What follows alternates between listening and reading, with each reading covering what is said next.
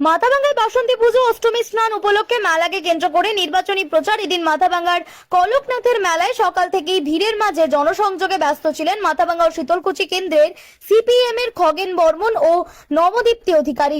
অন্যদিকে তৃণমূল প্রার্থী শাবলু বর্মন মাথাভাঙ্গা 2 ব্লকের লাফাবাড়ি স্নান মেলা ঘুরে পরে কলকনাথ মেলায় হাজির হয়ে সমর্থন আদায়ে নামেন। দুপুর গড়াতেই মহামায়া মন্দিরে পুজো সেরে জনসংযোগ করে প্রচার চালান বিজেপি প্রার্থী নিশীথ প্রামাণিক। মেলাতে আসা অনেকেই নিজের পছন্দের প্রার্থীকে কাছে পেয়ে হাত মেলাতে ও ছবি তুলতে ব্যস্ত হয়ে পড়েন।